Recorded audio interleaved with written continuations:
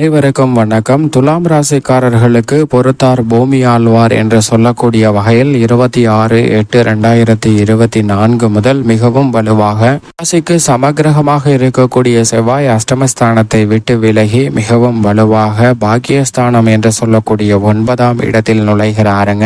எனவேதான் துலாம் ராசிக்காரர்களுக்கு பொறுத்தார் பூமி ஆழ்வார் என்று சொல்லக்கூடிய வகையில் இந்த தருணத்தில் அஷ்டமஸ்தானத்தை விட்டு விலகக்கூடிய செவ்வாயின் அமைப்பு காரணமாக நல்ல மாறுதல்களை நிறைவாக சந்திப்பதற்கான யோகம் வலுவாக கிடைக்க போகிறது. அஷ்டமஸ்தானத்தில் நிலை கொண்டிருந்த செவ்வாயால் பல்வேறு வகையான சிரமங்களை சந்தித்த சூழ்நிலையில் மிக அற்புதமான மாற்றங்களை நிறைவாக சந்திப்பதற்கான முதன்மையான யோகம் நிச்சயமாக துலாம் ராசிக்காரர்களுக்கு உண்டு என்பதுதான் யதார்த்தமான உண்மை. ஏனென்றால் துலாம் ராசிக்காரர்களை பொறுத்தவரைக்கும் 2 மற்றும் 7ஆம் இடத்தின் அதிபதியாக இருக்கிறாருங்க செவ்வாய். தன அதிபதியாகவும் சப்தமாதிபதியாகவும் செவ்வாய் திகழ்கிறார் துலாம் ராசிக்காரர்களுக்கு.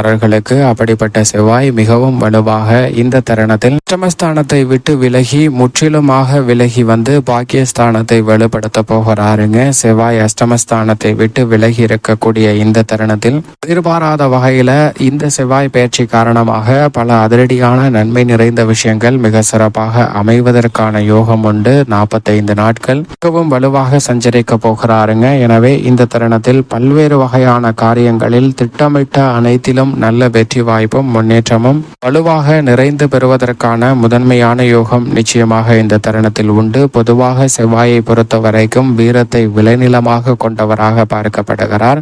செவ்வாய் கொடுக்கக்கூடிய ஆற்றல் என்பது எதிரிகளை பந்தாடக்கூடிய அளவிற்கு வீரம் நிறைந்த ஒன்றாக பார்க்கப்படுகிறது. அதனால்தான் அவர் பூமிக்காரகன், மங்களக்காரகன், செவ்வாய் உத்வேகக்காரகன், சகோதரக்காரகன் என்று பல்வேறு வகையான பெயர்களில் அழைக்கப்படுகிறாருங்க. அப்படி தன்னுடைய ஆதிக்கத்தை பல்வேறு வகையான பணிகளில் செலுத்தக்கூடிய சக்தி வாய்ந்த ஒரு கிரகமாக பார்க்கப்படுகிறார். அப்படிப்பட்டவர் மிகவும் வலுவாக இந்த வேளையில் அஷ்டமஸ்தானத்தை விட்டு விலகி பாக்கியஸ்தானத்தில் நுழைந்திருப்பது நிச்சயமாக அதிர்ஷ்டம் நிறைந்த ஒரு அமைப்பாக பார்க்கப்படுகிறது. அதோடு மட்டுமல்லாது இந்த வேளையில் நவகிரகங்களிலே சனி மற்றும் குருவிற்கு அடுத்தபடியாக சிறப்பு பார்வை உண்டு என்றால் அது நிச்சயமாக செவ்வாய் மட்டும்தான் என்று சொல்லிவிட முடியும். அப்படிப்பட்ட செவ்வாய் மிகவும் வலுவாக இந்த தருணத்தில் பாக்கியஸ்தானத்தை வலுப்படுத்தக்கூடிய வேளையில் தனது சுப பார்வையை மிக வலுவாக 3, 4 மற்றும் 12 ஆகிய இடங்களில் செலுத்துகிறாருங்க.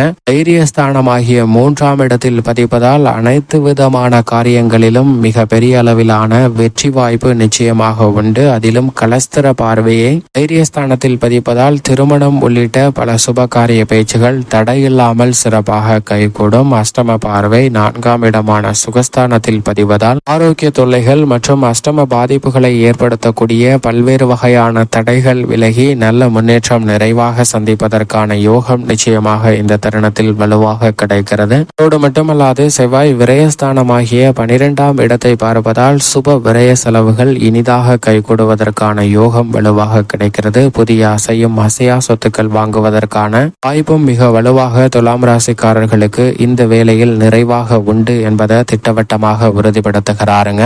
செவ்வாயை பொறுத்த வரைக்கும் துலாம் ராசிக்காரர்களுக்கு பல்வேறு வகையான நன்மைகளை பெற்று தருகிறார். ராசிக்கு சமகிரகமாக இருக்கக்கூடிய செவ்வாயின் அமைப்பு என்பது பல வகையில நன்மையை பெற்றுத்தரக்கூடிய ஒரு அமைப்பாக தான் பார்க்கப்படுகிறது. அப்படி பார்க்கும்போது இந்த வேளையில் அவர் வலுவாக பாக்கியஸ்தானத்தில் நுழைந்திருப்பதால் குடும்பத்தில் பல வீரியம் நிறைந்த பல முக்கிய பொறுப்புகளை சிறப்பாக கையாளுவதற்கான யோகம் உண்டு. பல கிரக நிலைகள் இந்த தருணத்தில் சாதகமாக வலம் வருகின்றன. குரு அஷ்டமத்தில் இருந்தாலும் கூட ஏற்கத்தக்க வகையில பல கிரகநிலைகளுடைய மாறுதல் என்பது மிகப்பெரிய மாற்றத்திற்கு அடித்தளமிடக்கூடிய வகையில் அமைகிறது. எனவே பழைய கடன்களை அடைப்பதில் நல்ல வாய்ப்பும் சந்தர்ப்பமும் நிறைவாக கிடைப்பதற்கான யோகம் இந்த தருணத்தில் துலாம் ராசிக்காரர்களுக்கு உண்டு. நிதி சார்ந்த நெருக்கடிகள் விலகி நல்ல முன்னேற்றத்தை குடும்பத்திலும் மற்ற பணிகளிலும் நிறைவாக பெறக்கூடிய வகையில் பல வாய்ப்புகளை முன்னின்று பெறுவதற்கான முதன்மையான யோகம் இந்த தருணத்தில் வலுவாக கிடைக்கிறது. நீண்ட நாட்களாக எதிர்பார்க்கக்கூடிய புத்திர பாக்கியம் மற்றும் திருமண பாக்கியம் உள்ளிட்ட பல்வேறு வகையான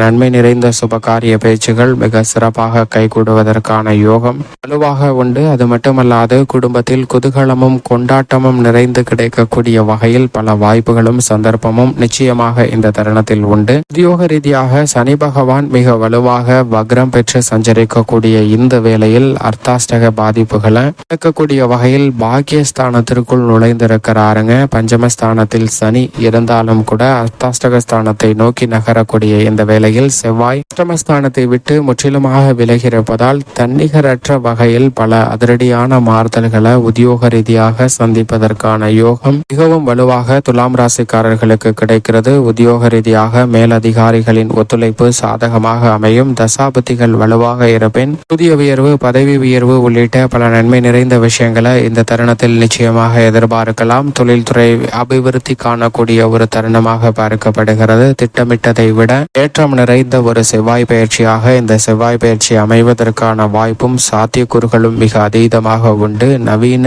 இயந்திரங்கள் வாங்குவதற்கான யோகமும் நீங்கள் திட்டமிட்டதை விட தொழில்துறையில் மிக பெரிய அளவிலான முன்னேற்ற வாய்ப்புகளை எளிதில் பெறுவதற்கான சந்தர்ப்பத்தையும் உருவாக்கி கொடுக்கிறார் செவ்வாய். நிதி நிறுவனங்களின் ஒத்துழைப்பு தாமாகவே உங்களுக்கு கிடைப்பதற்கான யோகம் இந்த தருணத்தில் உண்டு மற்றும் ஒன்றிய மாநில அரசுகளின் பங்களிப்பும் நீங்கள் எதிர்பார்த்தபடி மிக சிறப்பாக அமைவதற்கான யோகம் இந்த தருணத்தில் வலுவாக கிடைக்கிறது. கலைத்துறையின் நாயகனாக இருக்கக்கூடிய சுக்கிரனும் சாதகமாக வலம் வருகிறார். இந்த வேளையில் அஷ்டமஸ்தானத்தை விட்டு விலகிய செவ்வாயின் அமைப்பு காரணமாக கடினமாக உழைக்க வேண்டிய சூழ்நிலையிலிருந்து அனைத்தையும் சுமார்ட்டாக செய்து முடிக்கக்கூடிய வாய்ப்பு கலைத்துறையில் மிகவும் அபரிவிதமாக கிடைக்கிறது. வருமானத்தை உயர்த்தி கொள்ளக்கூடிய வகையில் பல சந்தர்ப்பம் நிறைவாக அமையும். காற்றுள்ள போதே தூற்றிக்கொள் என்று சொல்வார்கள். அப்படி இந்த வேளையில் துலாம் ராசிக்காரர்களுக்கு மிகவும் சாதகமாக அமைவதால் எதிர்பாராத பல நன்மை நிறைந்த வாய்ப்புகள் நிச்சயமாக கிடைக்கும். அரசியல் துறையினரை பொறுத்தவரைக்கும் அரசியல் சதுரங்கத்தில் மிக முக்கியமான நகர்வுகளை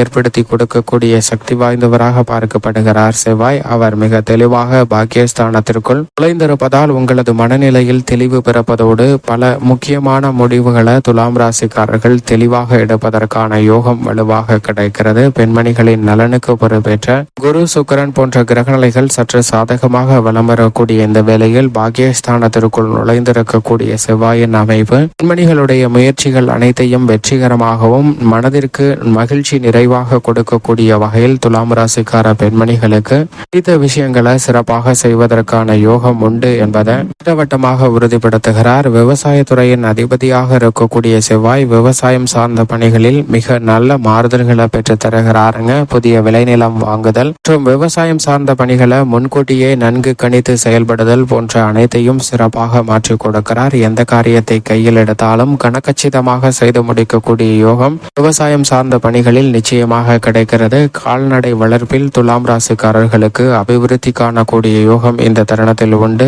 மாணவ மாணவரின் கல்வியில் வியக்கத்தக்க வகையில நல்ல முன்னேற்றம் நிறைவாக சந்திப்பதற்கான யோகம் வலுவாக கிடைக்கிறது. மேலும் இந்த தருணத்தை சாதகமாக மாற்றிக்கொள்ள நிச்சயமாக துலாம் ராசிக்காரர்கள் வாரத்தில் செவ்வாய்க்கிழமை விரதமிருந்து அருகாமையில் உள்ள முருகப்பெருமாள் ஆலயம் சென்று தீபமேற்றி வழிபாடு செய்யுங்கள். தடைகள் அகன்று தங்களுடைய வாழ்வில் சிறப்பான வளர்ச்சியும் முன்னேற்றமும் நிறைவாக பெறுவதற்கான முதன்மையான யோகம் நிச்சயமாக துலாம் ராசிக்காரர்களுக்கு கிடைக்கும்.